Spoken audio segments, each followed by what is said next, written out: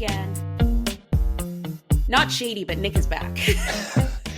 I was going to say, it's not Anastasia. She's always been here. Not Anastasia. I'm going to have to just release a clip with our name tags and everyone will understand why it's not Anastasia. But Nick, welcome back. It's been too long. Missed you. What's going on? Sorry, I couldn't record. My friend had the audacity to get married, and so just threw out our schedule completely. Yes, guys, sometimes life happens, and life is way more important than the tennis podcast. But I am glad to have Nick back, where we can talk about all the happenings that has been going on. And I'm very excited for this episode, actually, because I had the best time watching the WTA Finals. And Nick, you watched pretty much most of it, yeah? Yeah, as much as I could, wouldn't get me fired from my job. Of course, and we don't want that. Hello. No, because then I will have to ask Anastasia to start paying me, and then we've got a problem. Nick, one day. But anyway, to the things now. So what are we going to cover this episode? Welcome to this episode of Ground Pass. We are going to talk about our review of the WTA Finals. We are also going to preview the ATP Finals and then also hit on some tennis news that I think will be very fun for new tennis fans. And also Denis Shapovalov won a title. Let's talk about it. But anywho, let's start with the WTA Finals, which were held for the first time in Riyadh, which is in Saudi Arabia. And I want to start with that because I think coming into this, I didn't know what to expect.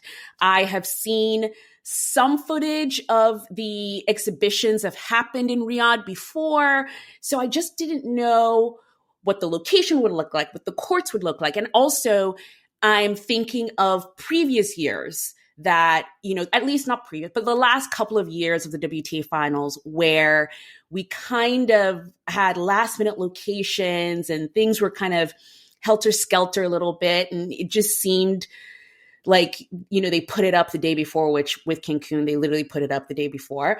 But I'll start with you, Nick. What did you think from watching on TV, obviously, because we didn't go to Riyadh, but from watching on TV, what did you think of the location and the tournament in general? I thought the venue was actually really cool, which you would hope so for the amount of money that got sunk into it. There was a lot of flashing lights, great music. I mean, it looked like a proper kind of event. And I think it reflected it. I think the scheduling worked on the whole quite well, starting with a doubles, then a couple of singles, then a doubles. Maybe we could have switched around some of it just so maybe they could have got some later time slots for maybe different time zones. But overall, it seemed to be a very well-run, very organised event. Looked like a lot of fun to be in. I think there was one when I was watching on TV. The coverage, like sometimes like between sets or like after the occasional game, would cut to an analyst at kind of like watching courtside, as sometimes you do. But and they also had a camera at a weird angle that was like at their face. It looked like they were doing FaceTime. And the lights were down. They were all over the place. They had this weird glow around their face, and the music was blaring as they were trying to kind of do their courtside analysis. And it just looked like, I just wanted to say and now coming from Inter Club, it's Tim Henman. Because that's what it looked like. So, or Laura Robson, Inter Club, Laura Robson, that's kind of the feel of it. And I mentioned that partly because of just how ridiculous that image is, but also just to give you an idea of the vibe of what things were like between the points. And it was a fairly strong atmosphere. You could tell that people had flown out to support their players, particularly from China for Zheng Qinwen. And there were a few Americans out there for Coco as well. Yeah, that was actually the part of the event that surprised me the most, because I think, there was a lot of conversation of what is the audience going to look like having a tennis tournament in Saudi Arabia is pretty new, and would these girls get support? And I was pleasantly surprised by the amount of people that seemingly flew out to Riyadh to, support the WTA finals. And it was actually really nice. Like, I mean, the Polish flags were everywhere. Qinwen seemed to have like an entire kind of just congregation of people who follow her everywhere. So it was great to see that. There were some Americans, all the Americans were like in one section, and Coco would always like point to that section and be like, guys, I see you. So that was actually nice. And it kind of gave me hope because Riyadh is going to host the event for the next 3 years. So they hosted it this year, and then they host 25 and 26. At least that's what the plan is for right now. And it kind of gave me hope in the sense that it's new. This was the first year. People are thinking, should I go there? Should I travel? What is it going to be like? And I think this was a kind of a really good, showing to say, oh my goodness, look at all those fans that traveled out to do that. And I don't think that was I think the first few days I was watching it, I was the first day was actually like surprised. Like the first day was pretty packed. It was the second and third day that kind of like had a little bit of a slump. But again, this is all about learning new traditions and cultures. Apparently it was like a work day, and like people wouldn't have gone to an event like that. So it's been really interesting trying to learn about the location and the cultures, but also see the support of fans willing to make the trip. I mean, on that, did they have the same struggle? Like, obviously, Fort Worth was a whole different thing because it was so last minute when they went. Yeah. But, like, when you think about maybe when we've had the ATP Finals, which are a bit more established in Turin and in London before that, it wasn't, I don't know how big of a problem that was for like countries where, it would have been a work day where during most of the round robin matches, maybe the culture around taking paid holiday, paid time off, annual leave, however you want to call it, is very different. And maybe that's just less of an option. You can't just take the day off to go. So it may be that. And that's what we have to understand. But I guess that would be kind of maybe the counter to that would be where it doesn't seem to be a problem necessarily in Western cultures to host these events in the afternoon of a work day. Right. Yeah, exactly. And, and with the whole traveling and stuff, maybe, people are not coming for the entire week. I know, for example, last year, my friend went to Turin for the whole time. Like that was her trip, so I think it might become a thing where people are now going to go to Riyadh for the WTA finals. It was very interesting. I'm so happy to learn more. So if, you're listening and you know more about the location, please feel free to reach out to us and send us a note. But just from what I saw on television, the location and the level of the event matched a WTA finals. It didn't seem put up, last minute. It didn't seem like it was being held together by sticks and glue. It just felt premium, which I think the girls really did deserve after a few years of just blah events, So I think that was good. So that's the location. It's going to be there for a couple of, years, as is our thing on Ground Pass. If we find out more about the tournament, the location, tickets, things like that, we will definitely put that somewhere in our social media or share that with you all. But let's get to the tennis, because the tennis was tennising. It was really, really fun. And I want to say, before we get to the final of the finals, I do want the finale, if you will, the finale. I do want both of us to sort of hit on three things. I'll stick to three things because we could go forever. That, I think that we thought, that we kind of want to take away, or we took away from the tournament. I can't speak English right now, but it's fine. It's okay. So three things. I will start and we can go back and forth. But Veronika Kudermetova, I know this is coming out of nowhere for a lot of people, but Veronica Kudermetova usually does whenever you talk about her. And maybe it's on brand. It's her thing. She just comes out of nowhere. But I discovered Veronica Kudermetova at the Madrid Open in 2020. So last year, 2022, if I could do math, 3? Yes. And, she made a really great run, but she was playing the level of tennis where I thought, oh my goodness, who is Veronica Kudermetova? And she's taking over everything. And then she promptly disappeared. And I was like, where did she go? And she popped up again all of a sudden towards the end of this year, where she was playing doubles and playing it really well. And I just wanted to bring her up as someone who I really want her to do well, because I think she plays such great tennis, but she is such an enigma. I'm just like, where does she go in between playing great tennis? And how is she now a doubles player? Like, what happened? But she made it to the WTA Finals. I mean, like, I've been aware of her being a doubles player for a while, so really? This wasn't a new thing for me to see her there. The partner, Letitia Chan, like, that was new, but like, not new information, but like, I knew her as a doubles player. I hadn't realized they played together that much. But Kudermetova as a doubles player, she's been a doubles player as well as a singles player for a while now. So for me, it was like, oh, great, Kudermetova got us up to the WTA Finals in the doubles. That's brilliant. Yeah. I don't know. She might just make it to my list of ones to watch in 2005. I don't know. But she definitely is an enigma, and I just wanted to bring her up as a mention. But what about you? What's one thing that you came away with? I think the doubles was fun. The doubles was a lot of fun. I'd say, like, the doubles, I'd say, brought more of the drama than the singles.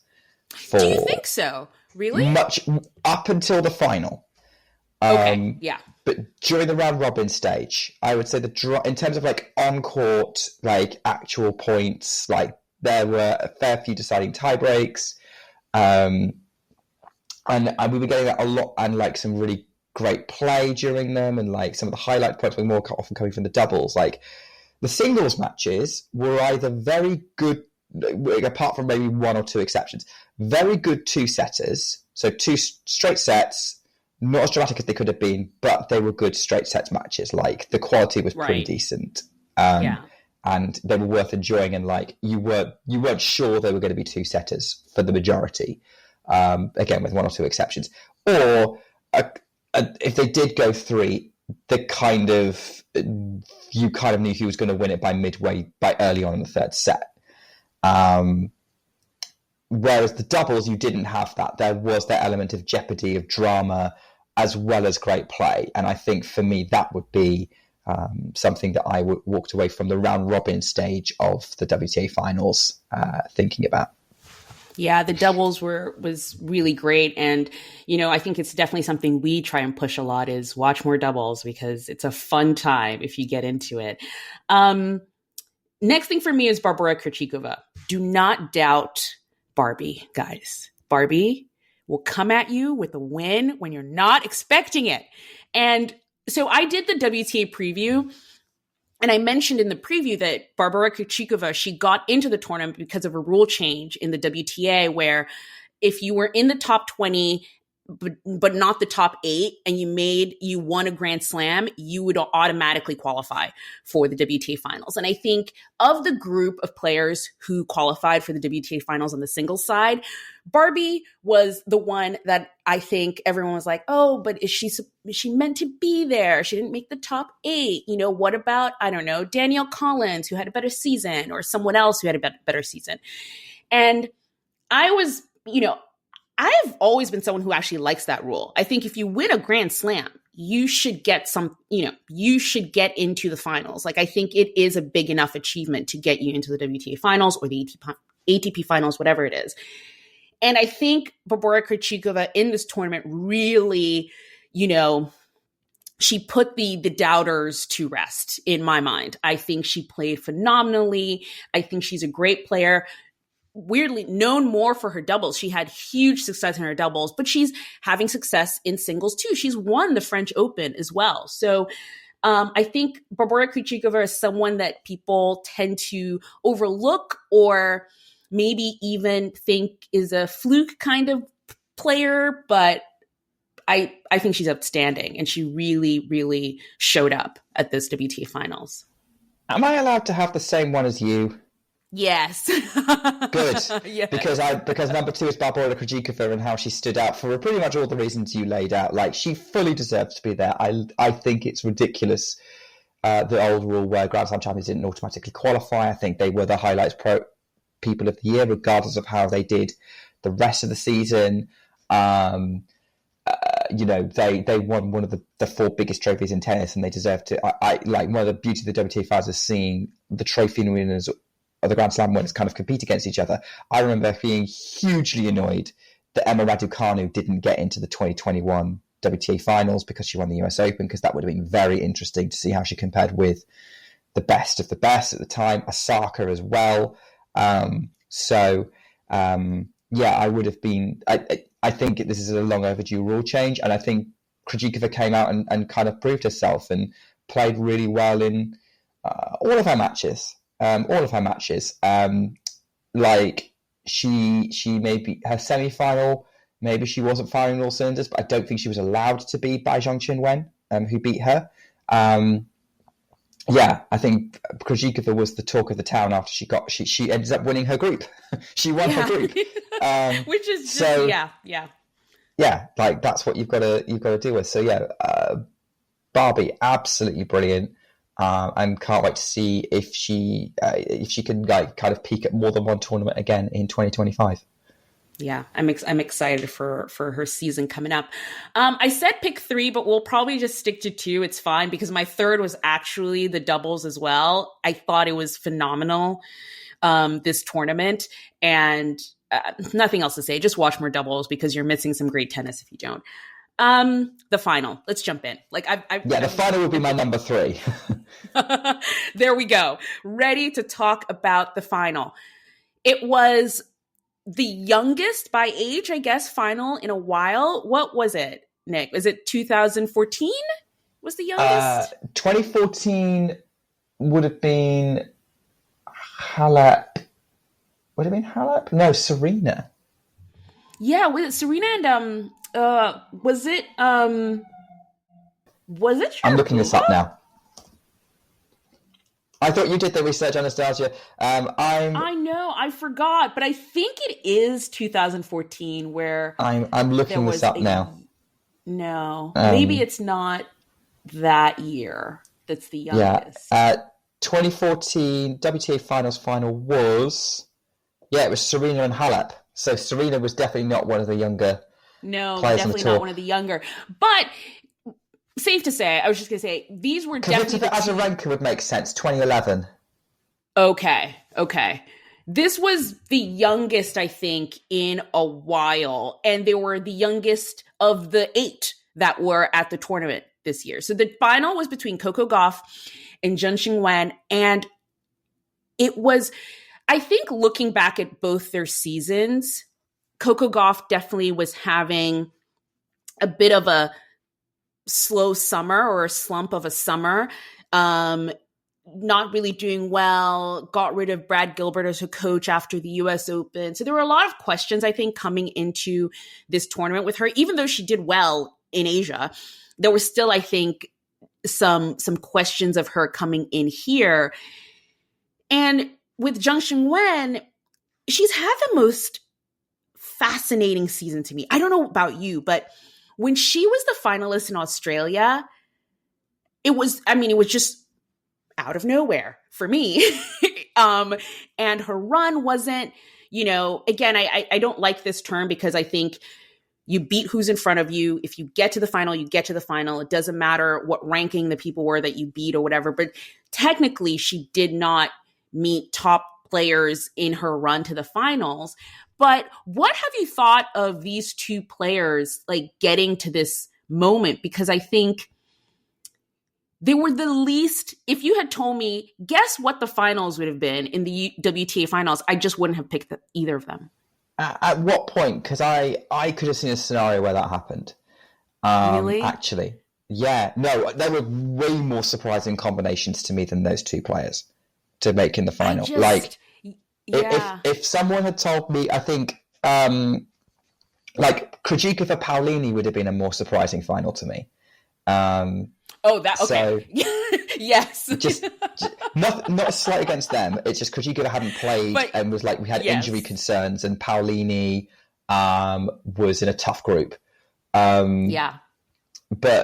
so thinking about these guys, Zheng Qinwen, one of the best players, if not top 3 for second half of the season overall, from Wimbledon onwards, or up post Wimbledon onwards. And just how many match wins she was racked up. The only player she seemed to lose to when fit was Sabalenka. Mm-hmm. Gauff, similar situation. She picked things up in Asia. She was one of the top 3 from the Asian swing, along with Sabalenka and Zheng. And so, to me, it wasn't a massive surprise to see that momentum was being continued into this. What was great about it for me was I think it was just it was nice to sort of think about going to how strong end of the season it was for them. Gauff kind of cementing herself as world number 3 and saying she deserves to be a top 3 player still, despite maybe that summer slump, and maybe just getting out of sheer consistency, if you want to call it that, just gritting out every single win she possibly can. And Zheng obviously just having all these amazing highlight moments throughout the year. There was a possibility that if she'd played and beaten Sabalenka in the WTA Finals final, she would have been world number 3. Right. So that kind of tells you where she was at. So this was it's not a huge surprise to me. What was really nice, not necessarily a surprise, but sort of a nice revelation, was it's possible to have an epic, high-quality WTA match that isn't Sabalenka versus Swiatek, or doesn't involve either of them. The depth on the WTA that's there is super exciting, and you can get an amazing match that way. We kind of also saw that at the Wimbledon semi-final with Vekic and Paolini. But the fact that we've got 2 young players kind of giving us this spectacle of a final, that's a really good sign, because these 2 are going to be around for at least another 10 years, probably, injury permitting. Right. I think that was the best part of this final for me, because, just talking about the match, I missed the first 2 sets because I had a workout to do. So I went to go work out, and I was a little sad because, first of all, I was like, oh, this might be over in 2 sets. I was really pleasantly surprised when I got out of my workout and they were about to start a 3rd set. And I was like, oh my goodness, have to watch this. And it was just phenomenal. I mean, there were a few times that I think, unfortunately, Qinwen, she had the match in her hand a few times, but just watching the grit of Coco Gauff, I think she should have a t-shirt that says grit, New Balance. Maybe that's her new slogan, because she grits out matches. She doesn't go away. She does not go away. And that's the thing with Coco is, thinking about it, Coco, when she's on, she makes you beat her, because she will run down everything. She will try and run down everything, and she will get it back, and she'll try and give it back to you with as much interest as she can and make you play that extra shot. And Zheng was doing pretty well at kind of upping the pace and going for it, but it wasn't sustainable enough, because Coco was there a lot of the time. But when Coco's on, she makes you beat her. She makes you beat her. And even when she's not quite on, that's still the effect that she has. Yeah. People I think talk about her sort of athletic ability and her physicality a lot, but watching it, you're like, you have to fight to get through her. And the final, just like you said, made me so excited for 2025. I literally was like, is it the Australian Open yet? I'm ready. Take these players and put them in the Australian Open in the quarterfinal round. I am ready. Let's go. But Yeah, this was a really great, in general, like just to close on the WTA finals, I'll let you say some words too, but I just think at the end of the finals, I just had the biggest smile on my face. I thought it was a great event to watch. I thought, the girls were paid the most that has ever been paid at a WTA finals ever, or tournament ever. And I just feel like they deserved it. They deserved to end their season like this on a high with such a high quality final match. And I am so pumped for their 2025 season. I'm excited. What did you think? This is as close to the kind of finale that I hoped for. There's a part of me that kind of always wants the finale of the season to be the top two in the world going head to head. Because you know that you're going to get an epic. What was really nice to see was, hey, you can watch any women's tennis match and it can be good and it could be an epic. This is actually going to go into history nerd moment. The closest ever WTA Finals final. This is the first time a WTA Finals final has gone to a deciding set tiebreak ever. Wow. Like the closest deciding set score at WTA Finals has been 6-4. Like it's not even got, like the minute they got to 5-5, it was officially the closest that they've ever had. Wow. And this is, it was the spectacle that the tour deserved after what has been a really, really good season on the tour. And it kind of exemplifies why I watch it so much because, the talent is there. And we've now got a clear top four again at the top of the game who are always going to give us great matches, whoever they play, because when the other person they're playing is on, then they've got to really step up and then it makes something special. Zheng Qinwen might be about to join that. Who knows? But yeah, that's it. I agree with you. I loved watching that match. I was so excited by some of the tennis I saw. And I was pleased for Coco to kind of come out and say, hey, I'm still here and I deserve to be in the big time. And let's see what things bring because, she's definitely a contender in Australia when we get there in a couple of months. We've got some more tennis and some time off, well-earned time off to go. But I was very, very satisfied with watching this year's WTA Finals, and I hope everyone who was listening and followed the tournament was too. Yeah. Okay, so that was the WTA Finals. Now on to the ATP Finals, just back to back. At least they're better scheduled than before, because before we used to have the WTA Finals final on the same day as the opener for the ATP Finals, which is today, by the way, as we're recording it. We are recording this between the two sessions. Right, we are. I watched the first, the early session. We won't talk about it, follow us on social media. I'm posting about the matches that I watch.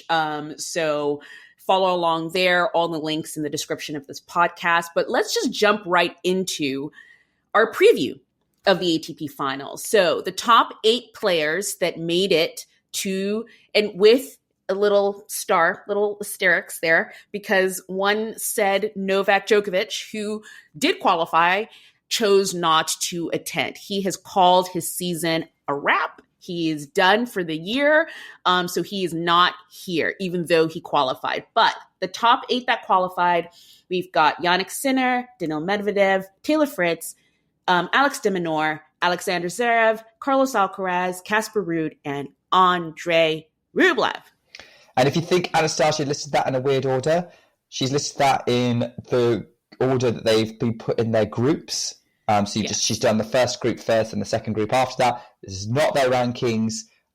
Much as we would love to see it, Taylor Fritz is not currently the world number 2.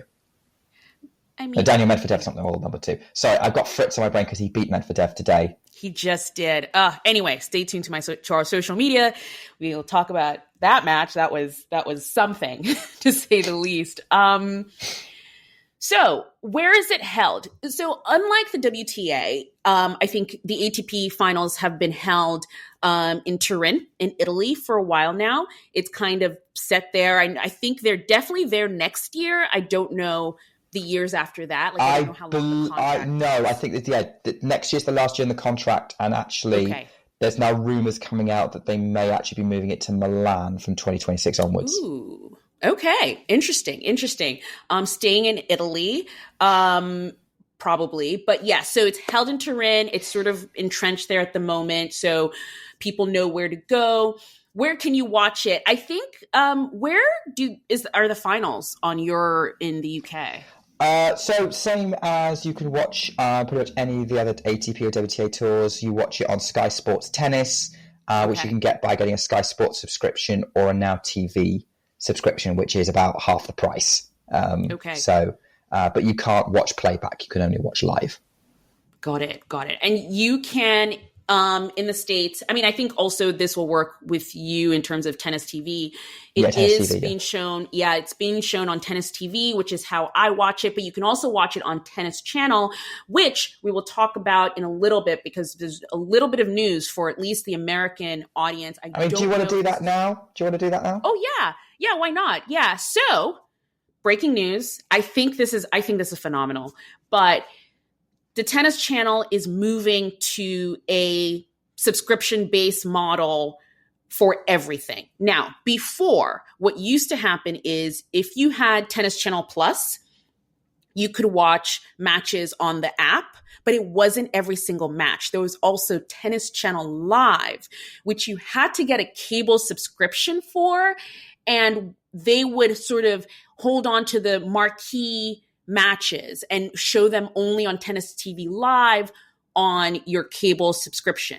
So a lot of people, I didn't do this, but a lot of people would have a cable subscription, which is hundreds of dollars, and a Tennis Channel Plus subscription, which for a year is hundreds of dollars.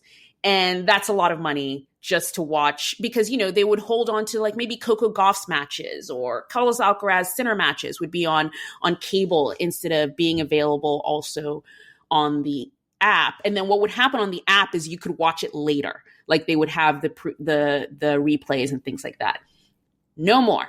Now you can get all of the matches on a Tennis Channel Plus subscription, and there's now a monthly version. Guys, this is so great because the monthly version is $9.99 a month. And then for the year, I think it comes out to $104 a year.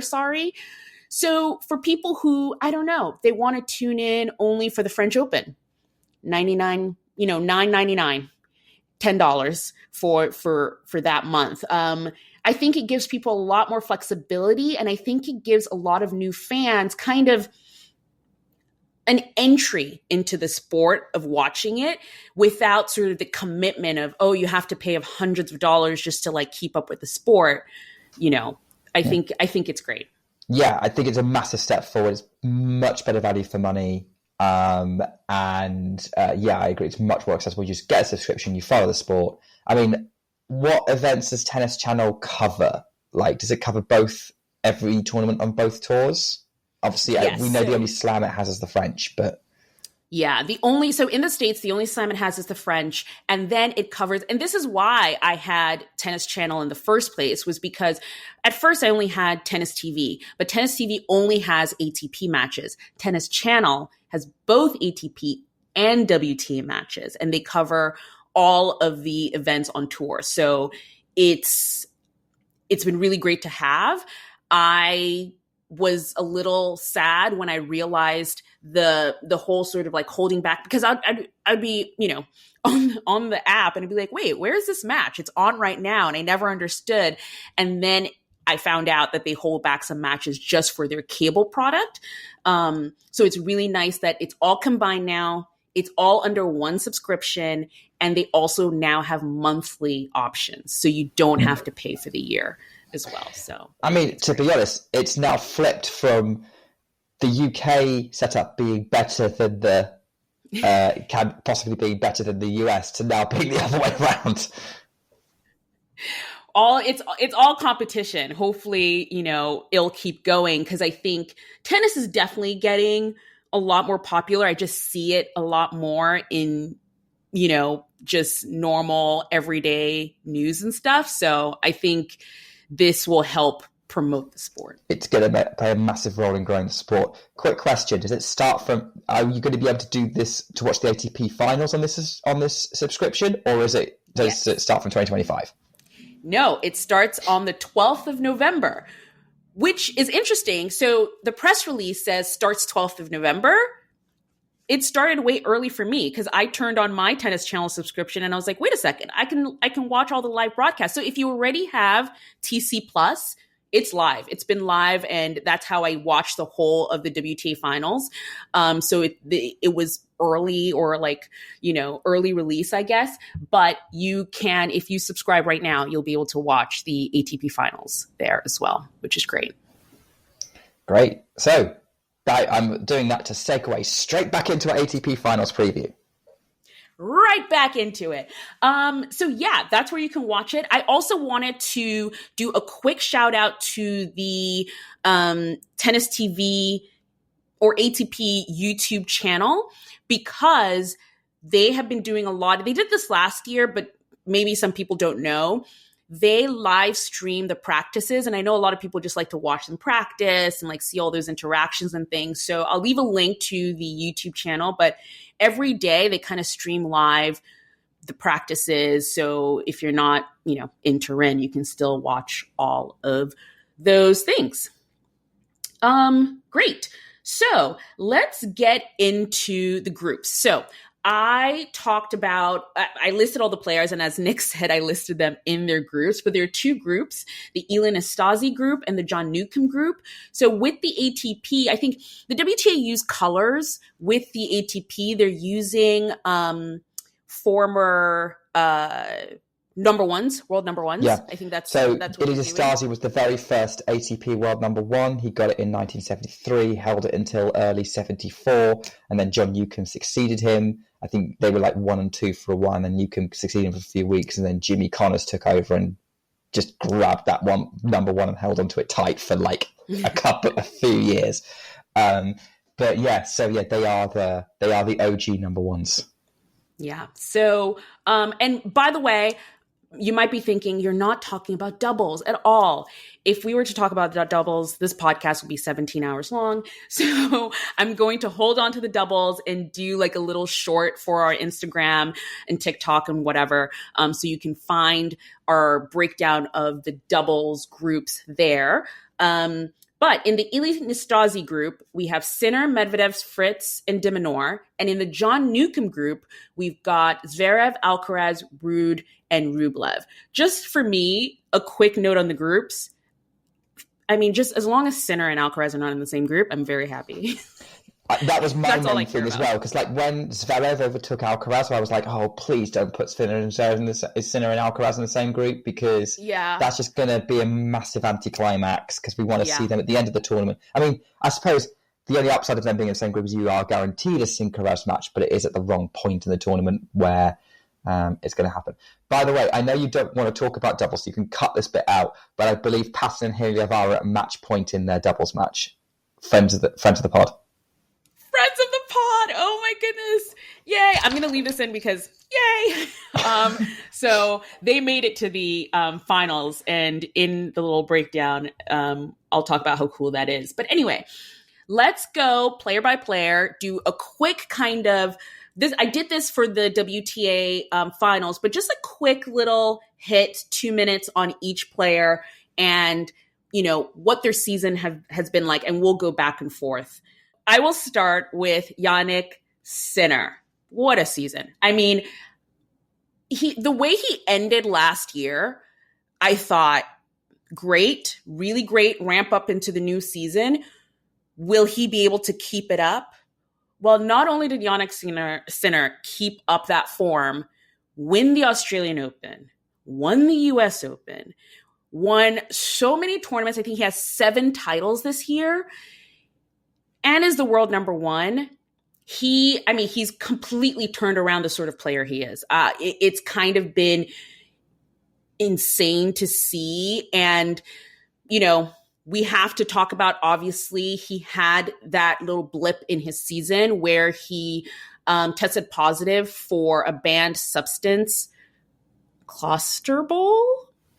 I think that's what it's called. That's what it's called. He was cleared of the charges, but there is a sort of like a how do you call it? another investigation going, an appeal. I think there's like an appeal going on. It's a bit messy. Yeah.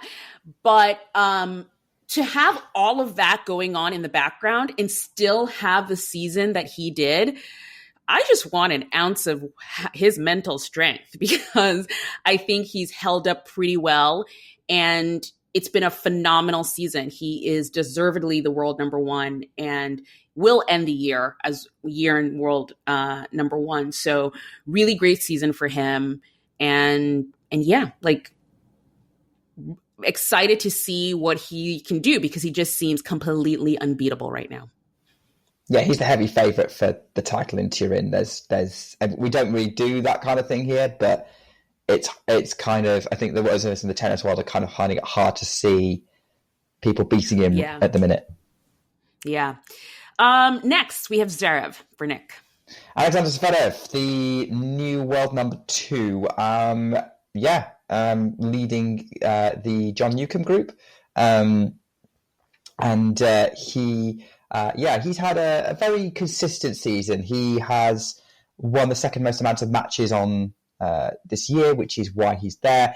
The guy at the top, he's got a couple of titles. He's won Rome, he's won Paris. You know, he's been in the mix throughout the whole season, and I would expect him to be in the mix again in Turin. Obviously, he has won in Turin before. He won the very first time they went to Turin in 2021, and he also won when they were in London in 2018. So he has won this event a couple of times before, and I think he's going to go into it feeling pretty good, because, he knows that he can kind of get wins against pretty much anyone.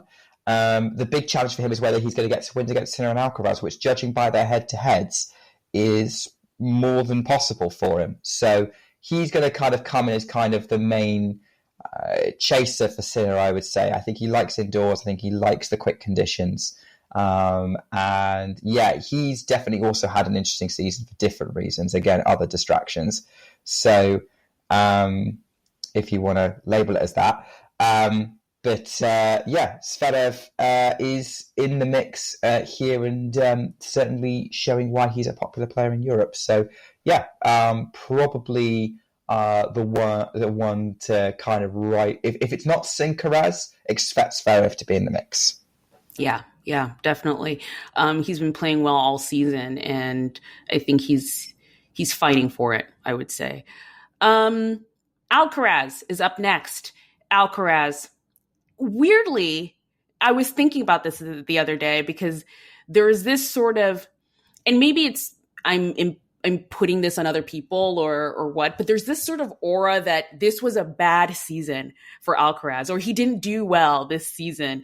And I think that's only comparing to his past years, and then also to Jannik Sinner. But Carlos Alcaraz won 2 slams and a silver medal this year. And I still think there's this kind of like, oh, he could do better, which I love that. I think he was asked a question in one of the like ATP final like media day things, and how he rated his season. I think he rated it like an 8 or a 9 or something. But I think it's been a very interesting topsy-turvy season. And even I want to say, oh, maybe it was like a sophomore slump, and, he did so well the previous season and this isn't great. And I just don't know how to justify that. I don't know how you justify someone having a slump of a season after they win 2 slams and a silver medal. So Alcaraz, definitely an interesting season. He didn't win as many Masters 1000s. He was injured. I mean, I remember the beginning of the year where everyone was kind of, maybe a little worried for his season. He kind of crashed out of the Australian Open, and then he got injured during the Golden Swing, and he was coming into, Indian Wells with people being like, ooh, I don't know. And then the bees happened. And then of course he won Indian Wells. But yeah, so it's kind of a weird thing to sort of judge someone like that, but it's almost like we just hold him to a higher standard now, where they're like, well, he has to win everything. And it's interesting watching him kind of deal with that pressure. And I think that's kind of been his season, is dealing with the expectations of what people have for him. But yeah, Carlos Alcaraz is, I don't know. Look, it has been a less than good and expected season in terms of what happened all the year round, because those 2 Slam trophies he picked up and the Olympic silver medal, and like he also won Indian Wells, but like particularly that middle part of the season where he was the man to beat in those events, and that was like 4, 5, 6 weeks, 8 weeks if you want to combine everything together of like his year, and the rest of the year was okay. And I think that's maybe where people are kind of coming from. But I would agree with you that slump is way too strong a word, because he's still world number 3 and could get back to number 2 after this tournament.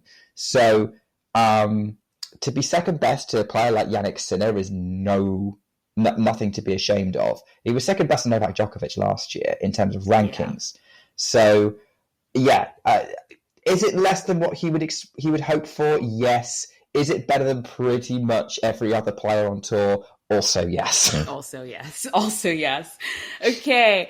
Next, Daniil Medvedev. Nick.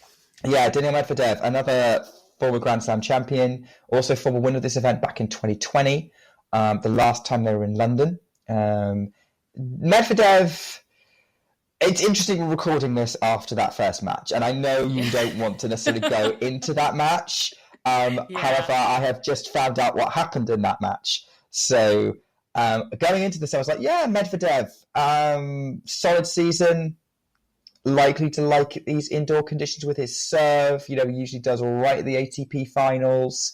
I could see him making semis and like being sort of maybe having a decent match with Sinner or Alcaraz, and then he's just had a meltdown against Taylor Fritz. So we might be getting that Medvedev this tournament, which completely changes how I see him going into this event. Maybe he'll pick it back up against the others in his group, but given how he's lost all but one of his matches against Jannik Sinner, and you're back basically in Sinner's backyard this tournament, if I was a Medvedev fan, I would probably be tempted not to watch much of this tournament from this point. I think you probably will. I probably will still be rooting for him, and I think he's still got the opportunity to provide great entertainment value, which is what I would be going with. Is like he's super entertaining, he's super fun, but maybe he's about to have an off year. That, or he's going to beat Sinner, and I'm going to look like a complete idiot. In which case, par for the course when you do tennis podcasts.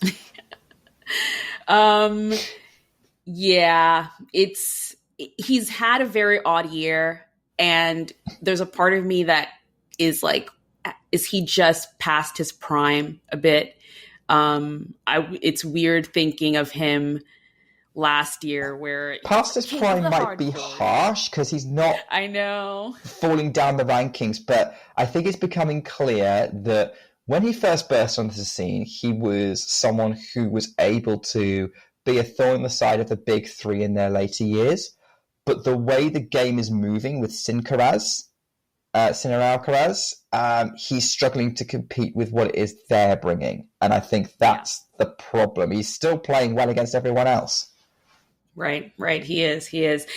Well, we'll see in 2025 how it goes. But like you said, after watching that first match, it was a little rough on old Medi there. And next for me, Taylor Fritz. He's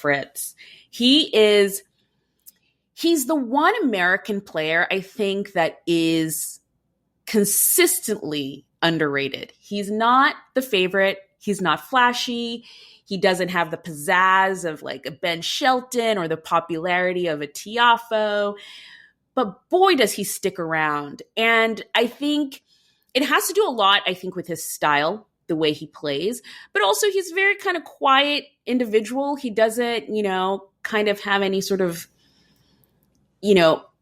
eye-catching comments or anything. He just sort of grinds it out and stays in his lane. But and also I think he doesn't seem to, I don't think he's someone who came on the scene as a natural talent. I don't think Taylor Fritz came on and everyone thought, oh yeah, great. But here he is again. He's made it to another, ATP Finals. He's back in the top 10. He made it to the US Open Finals, which is the first time an American has made it to the US Open Finals since Andy Roddick. So it's interesting that he doesn't kind of get the same amount of hype as a lot of other American players. I even think someone like a Tommy Paul gets more hype than Fritz.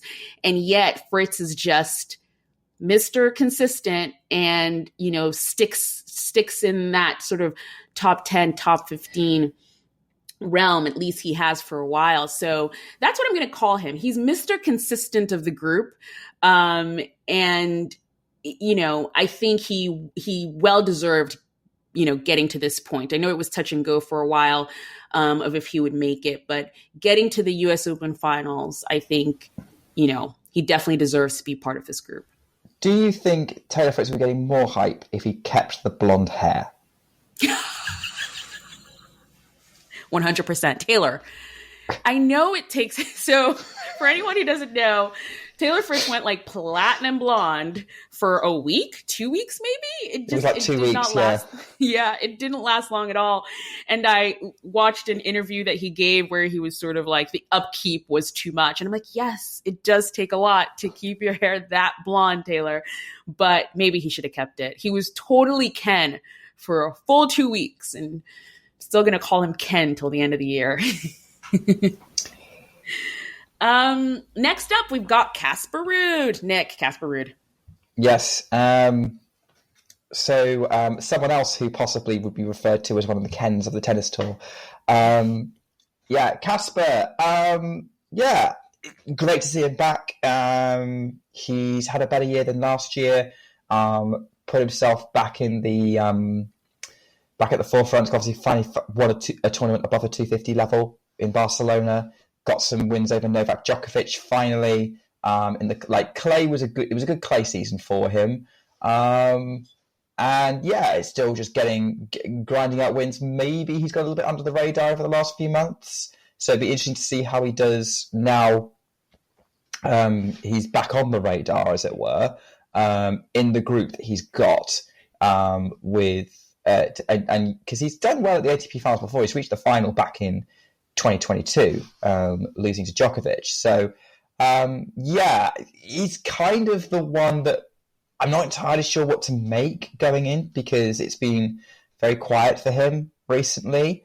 Maybe that's what he likes, and he's going to Krejcikova-esque kind of come in and go, hello, I'm still here and I deserve to be.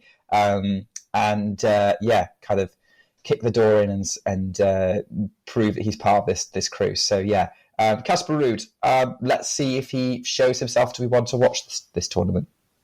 Yeah, I don't know what kind of happened after the French Open. I don't know. I think he was sick for a while and then maybe injured, not sure, but he hasn't had the greatest of form for a while. So it'll be interesting to see, because also he just didn't also have like a super great season, but let's see. He might pull a Barbie, and hey, he is Ken. So there you go. we might have to have a conversation at some point, maybe whether we record this or not, I don't know, about which ATP player is the most Ken. Is Ken, yes. We have to make a decision. Can't have two that's Kens. Something a mutual friend of ours, Isabel, would probably want to get in on. Okay, next, Alex de Minaur. This entry into the top 8 to make it to the finals is my favorite. I wanted Alex de Minaur to make it to the finals so bad because, my goodness, did he have a phenomenal start to the season, starting all the way.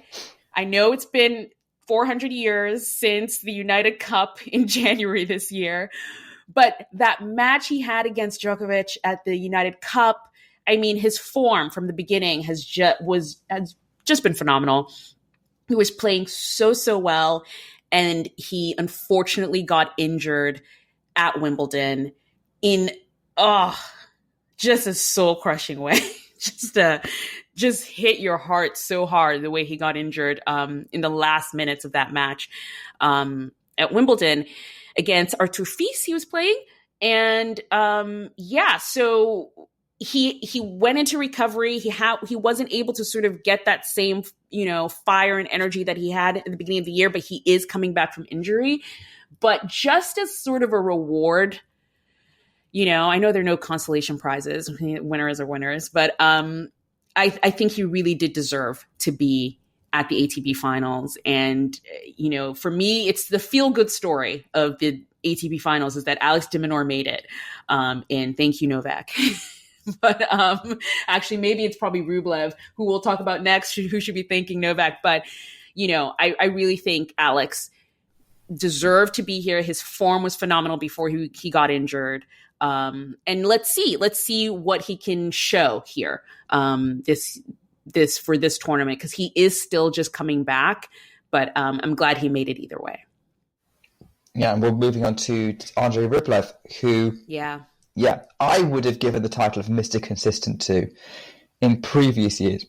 Certainly, I think this is like his 5th consecutive ATP Finals, which is incredible achievement that he's stayed in the top of the game for this long. But this time's been a bit different, whereas like previous years, he's kind of just ground out match win after match win and racked up trophy after trophy after trophy, and done as best as he can at the big tournaments. It's not really happened. He's kind of coming on the coattails of that Madrid title, where he's got himself a nice 1,000 points from that kind of crazy event where he beat Felix in the final.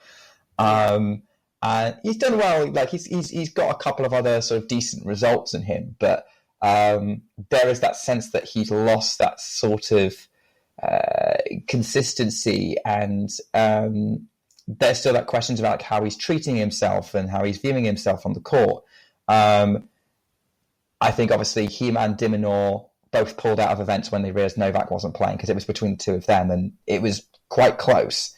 So that's Andre, again, going to this is kind of like, there's not a lot of high hopes for him, but I guess playing with the pressure off of like, well, no one expects anything, so I guess this means I've got carte blanche to do whatever. Let's just try and see. And I think if he finds that explosive tennis, watch out the rest of the field, because he's going to really love these indoor kind of conditions, and he will just find a way to crank that forehand into gear somehow. So, yeah, I'm interested to see how he measures up in kind of the group that he's got. Again, he's with Ruud, so it's kind of interesting. You've got the two under the radar players in the same group with Zverev and Alcaraz.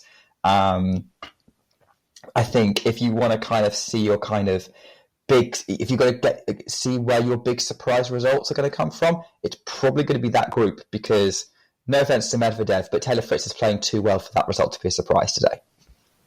Yeah. I don't know. I just want Rublev to be nicer to himself. That's all I have to say. Just that, wishing him all of the best. Question for you, because I actually typed this in but wasn't completely sure. Are the alternates Tsitsipas and Dimitrov? Yes. For this event? Okay, good. Okay, Dimitrov so those first. are your alternates. Dimitrov first and then Tsitsipas. So those are your alternates for the ATP Finals. And yeah, hopefully, here's my thing actually with alternates. I'm like, hopefully they don't play. Yeah. I'm sort of like, Dimitrov had a great year. Tsitsipas was so-so, but I'm, on the WTA side, I think Derek Kazakina played once Jessica Pegula pulled out, but I want to see all the top 8 players play, and I hope the alternates do not play. I think we'll get at least one match out of all of them. Yeah, we'll see with that. Okay, that's our ATP, finals preview. We'll be back again once all the tournament, when it's over, and we'll talk about that. Let's do a couple of quick hits before we wrap this up. I just have to mention that Denis Shapovalov won a tournament in Belgrade. Was not on my bingo card, Denis Shapovalov has not been on my bingo card for years. But watching him in Belgrade reminded me of why there was a time that he was. And yeah, I don't know if you saw that match. I didn't watch the tournament, but once I saw that he was in the finals, I watched the finals against Hromad Medvedev, and just sublime. That one-handed backhand, like it works. And I don't know. We'll see what he does with it. You know, he's playing Davis Cup next. We'll see if he takes anything into 2025. Well, he always plays well for Canada. No, I missed the match. I heard that he was doing well. I was very pleased for him, but I didn't catch any of it. I think that it was kind of pushed down the agenda because the channel that shows tennis in the UK was prioritizing the WTA Finals, and when it wasn't the WTA Finals, they were telling us how Cam Norrie was doing. There you go. Yeah. It's that British bias. I'm like, guys, he's a home player, obviously. That's who they're going to comment on. Okay, so that's all we have for you today. Quick notes is ATP Finals will run from the 10th to the 17th of November.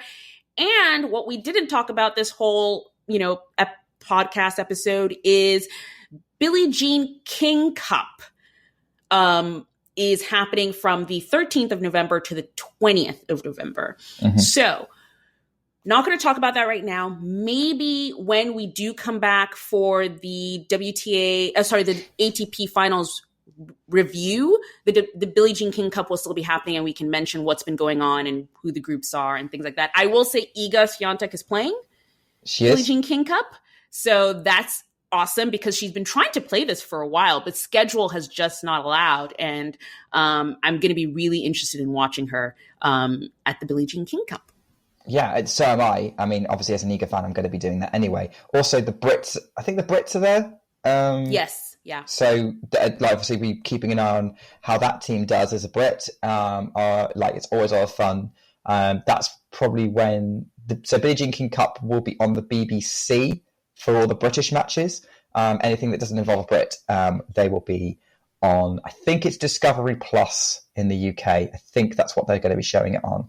Yeah. And if they don't stream it on their own website, which I think they have done a couple of times. So, and if you do want to watch Billie Jean King Cup, how can you watch it in the US? You can watch it on the Tennis Channel using their new subscription. Guys, we are not sponsored by Tennis Channel, but I just think it's really, really great.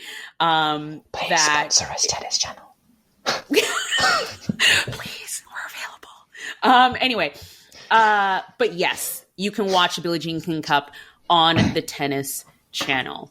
Great. Nick, love having you back. It's been super awesome. And for everyone else, please, you know what to do. Follow us on social media, leave a review. Thank you for listening, and we will talk to you soon.